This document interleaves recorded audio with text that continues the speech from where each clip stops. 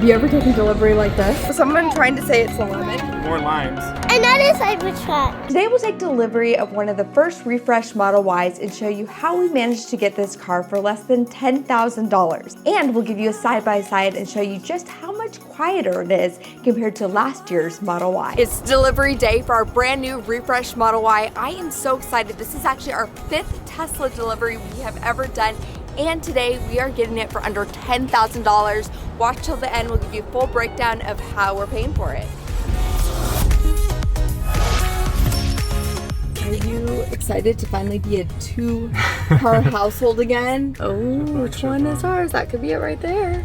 That could be it. You guys back there excited? Yeah. We're like, yeah, sure. We'll say it for the video. Have you ever wondered how content creators and influencers are constantly buying new cars? Well, today you can be a fly on the wall and we're going to discuss for the first time how we are going to be buying our brand new Tesla Model Y. So we've got the launch edition. It's $60,000. We'll kind of even out the numbers for you. It's got FSD. It's got every option checked off. We did take the smaller wheel size, even though it was included in the price to get the larger one. We wanted more range, more efficiency, and it's got the performance boost. It's got the white seats as well included in it. This is close to how we configured our car. We did the Quicksilver, but we did the black smaller wheels on it.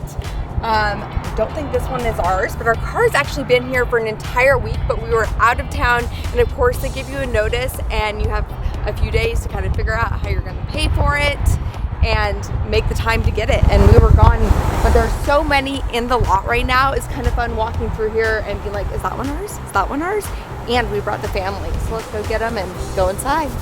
Whoa, are they trading this in to get a new one? How did they even get this here? I'm guessing it was towed. That's so sad. It's almost like a mini Cybertruck. It has the same light that you love on the Cybertruck. Lakin loves Cybertrucks. It's always about you.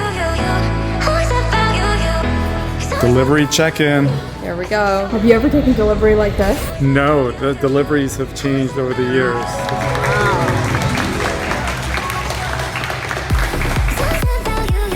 This is now kind of a scan and informal sort of check-in. Who needs a person? Pretty soon it will be Optimus out here doing everything. Exactly. What's your name? 38. And you're just going to click through all of the blue until it says welcome to the Tesla family. All we did was hand him a check, and then he said sign into your app and go through the terms on your phone, go find your car, it has your name on it, and that's it. That's how you take delivery nowadays. Let's go do that. Let's go view the terms and go see our car. I mean, we were in the store maybe less than 5 minutes. Now we're picking up a whole new car. It's like crazy. Cybertruck. Another Cybertruck. Oh my goodness, so many. I know one feature that will be Liam's favorite part. You know what? Probably what you were just checking to see if there was a screen in the back. Is that what he was checking? I'm sure. Is that what you were doing? Starlink is not inside the vehicles yet, so no Wi-Fi. Another Cybertruck. I think Lakin just Lincoln just wants a Cybertruck. How are you gonna know it's a Tesla? You're right, because there's no Tesla. It's like a Rivian. Some people might appreciate that nowadays. Just in case you were worried, it says it right here. Yeah. Fresh Model Y ASMR edition. Someone trying to say it's a lemon, but they got limes. Hey, don't touch it, don't touch, Yucky. So the car is locked, so we're gonna go through the terms, check it out, and then it will open for us. We'd want to check and make sure we don't see any blemishes, any obvious defects. One of our 5 deliveries, we actually had a VIN number that matched our VIN number, but the paint color was wrong. Now come over here, Kim, check this out. There's definitely a scratch of sorts right here. Is that a scratch, or is that just like...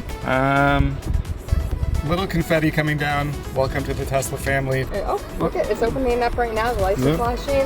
Liam, you're the first one inside. Make sure that screen works. Your favorite part. So good. It smells good. Our VIN is ending in 378, so if it is in order, this would be the 378th car delivered to the new Model Y. Look at how smooth it opens. The quality actually feels amazing. The fit and finish overall feel really good. No panel gaps, nothing like that at all. But look at this, look how fast the door closes. And then the sensor. Oh, yeah. There's a sensor in it, so if you're too close, it's not gonna hit you. How many times have you wished for a few more inches? Well, here's a fix, and you don't need to pop any pills for it. This is a NACS extension cable by EV Dance, and it's really something every EV owner needs. It adds an extra 40 feet to your existing Tesla cable. So if you go to a friend's house and their car is blocking the charger, or the charger's in an awkward spot, or you're traveling and you just can't quite reach the charger, it gives you the extra length that you need. It works with all Tesla wall chargers, mobile chargers, or destination chargers, so it's super versatile. So this extension cord is built specifically for NACS chargers, and it basically takes your existing 20-foot wall charger and adds an extra 40 feet onto it. So if you pull up to your destination charger and you're blocked in by another car, you can basically park anywhere, and it really gives you that flexibility. So right now we're actually pulling the full 48 volt amperage of our Tesla wall charger. This is rated for up to 50 at 240 volts and gets you 12 kilowatt charging speed, so it's super fast and durable. It's actually weatherproof, so it works in all kinds of conditions, snow, ice, or even here in Hotlanta. EPDance also has a huge discount on their CCS1 to NACS adapters right now, and they're soon releasing Supercharger extension cables too, so check them out. It also comes with this nice compact carrying case. You can throw it into your front trunk when you're on the go, and it's just an easy fix to give you a little extra length. I also have a code for you to get $50 off. Be sure to enter code EBDKIMKIM at checkout, and I'll link everything you need to know down in the description below, but let's get back to the video. I would have thought they would have had this already mounted on here, since a lot of the other Model Ys have them, but sticky tape. So I guess this seems kind of strange, but this sticks on. Let's take the screws off, because after it sticks on, you then reinforce it with screws. This is all different for the new Model Y. We are gonna go ask somebody because it just does not feel right. And I didn't bring tools with me to delivery. That wasn't something I thought I would have to do. There was nobody there to help us. There were screwdrivers though. And here's what the conundrum is. So you look at the old Model Y, the license plate frame on the old one is right here. It's gone from up top, where it's nice and flat. Can you imagine we're working on one of the most advanced cars in the world and we can't get the license plate frame to go on the right way? I think we need to go find a refreshed Model Y. We can't actually find anyone that works here that's willing to talk to us or help us. People think just because you have a YouTube channel and you've been doing this for 10 years that you get extra treatment. Obviously we don't. So here's what I think is going on. You literally just screw it onto the back of the bumper, and that's how it works. That plate that we found, the little bracket, is for the front, but the confusion comes in that license plates are not required in the front in Georgia, so there really isn't any need for it. So I was given that because this is manufactured out in Texas, and then it comes with all cars, but you just put it right there. Because you see that the shape of it right here. That's where we go. See, this makes sense if you had a front facing. It does feel weird putting a sticker directly onto the plastic because I don't want any gunk or anything, but I believe this is like a special sticker. Hopefully it will come right off, and that's what we'll do. Are you sort of happy now that we got in an accident with the Model Am I Y? happy you crashed my car? You know what, this is really nice. And even opening your trunk right now in the Model X to take the camera gear to bring it to this car, this trunk feels so much nicer than that trunk. Everything just feels real solid. I mean, first of all, the touches are beautiful. The button has a nice substance to it. All the audiobooks we have, everything, kind of like the Apple ecosystem, it just syncs with your car and you're already ready to go. I mean, it's hard to overstate just how much better this Tesla feels than the outgoing Model Y. It's the first Tesla to feature brake-by-wire technology, giving it more of a dynamic braking with faster response times and overall better brake control. And if the idea of brake-by-wire scares you, it still has an override system that engages the physically connected hydraulic brakes in an emergency. The suspension and dampers have drastically improved as well, giving you what feels a lot closer to the air suspension in our Model X than the old Model Y. But to me, the lack of cabin noise is what's most impressive. When testing them side by side, last year's Model Y was recording a cabin noise level up to 62 decibels at 55 miles an hour, while the new Model Y only reached those values at almost 10 miles per hour faster. So like Landon's over here watching YouTube on the front. Liam has Bluetooth connectivity on a different video in the back. This is what traveling with screens dreams are made of. Screen will go off here as I put it in the drive. Maybe in a couple of years, Landon, you'll have a screen that stays on. A couple of days ago when we were driving Cadillac Escalade IQ, they have a screen right there for the passenger, but the driver can't see it when the car goes into drive. It has a digital privacy screen, so it turns black from my vantage point, but then you can continue watching it. It's the craziest thing. So it's like a privacy screen? It's a privacy screen, but it's a digital private. You know how sometimes you see people's phones where they turn it and you can't see what's on their phone? So full self-driving, it says press once to activate. Let me go to autopilot. Yeah, full self-driving. But since I just got this car, and let's see how many miles it has on it. 6 miles. You know, Mom and I drive almost every other electric car that every car company's made, and we feel the differences between all of them. And some of them have really fancy seats and really fancy controls and better speakers, and you name it. Car we tested a couple days ago, if you leave your phone as you walk out. And look what happens when I leave my phone inside the car. Mobile phone left in the vehicle. But the user interface, the UI, and the way the software works with the hardware, the Tesla is just better than all of them. This overall, I think, is just the best value for how well it drives and how well it performs. It's gonna definitely be interesting to see how it does in like the market, considering like all like the political stuff with Elon right now. Yeah. Because like as you mentioned, like it was like the most highest selling car. Yeah. And with the refresh, it should be in theory even better, but who knows? Who knows? But every time, you know, the news makes it sound like people are anti-Elon or Tesla, but then when you go to the showrooms and the dealerships, there's just people everywhere picking up. And as much as we saw some of these new Ys being delivered, there was a bunch of people picking up old Ys too, because the old Ys are now discounted. So there's just, you know, a lot of movement. All right, so we kind of got used to only having one car, and we took all the space for the kids' stuff, and then we realized, oh crap, we have to fit 2 cars in our garage again. So let's see if it fits. Check this out. I totally. Should have done that without our car done. Yeah, look at Oh this. yeah, look at that. That Something makes it your car easier. doesn't have.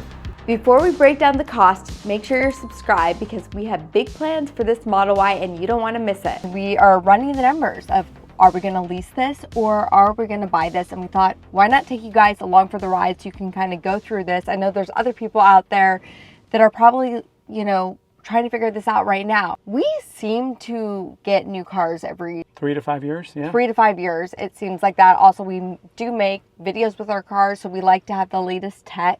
Yeah. That's really important for us.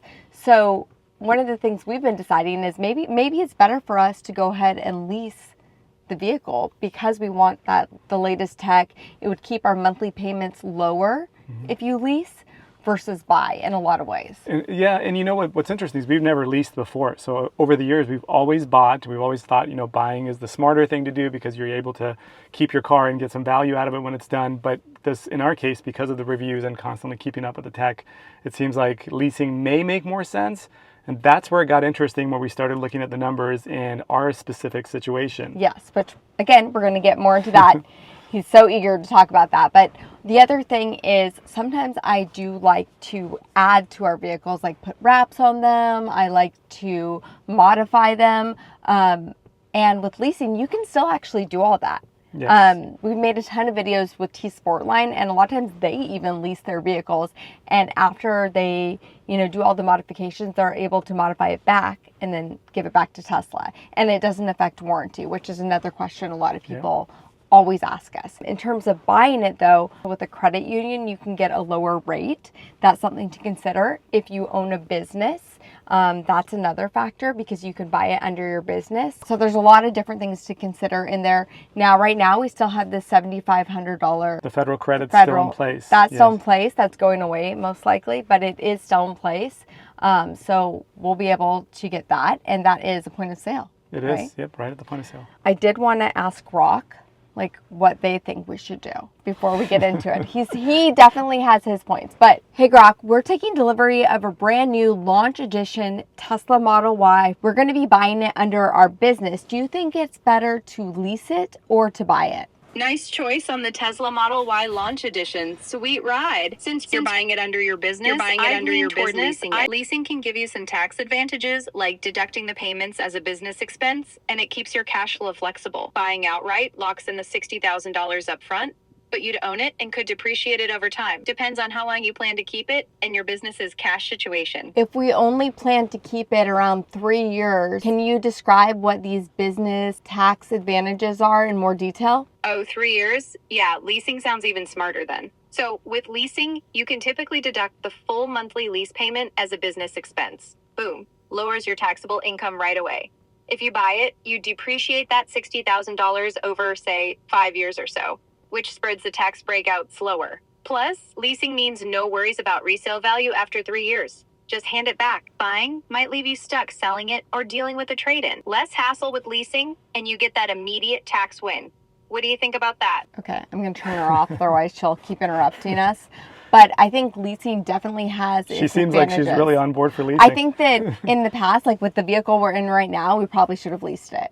Yeah, you're probably right. I think that we kind of messed up maybe by buying them because I'm already thinking about like the next vehicle I want right now. So should I tell you why I think Grok is incorrect in this situation? Yes, I do. Okay. I want to hear it. Okay. So lay it out. This launch edition Model Y is $60,000. We're hoping to get about $23,000 from our totaled Model 3. So we'll bring $23,000 cash in, and then the federal credits there at the point of sale, $7,500.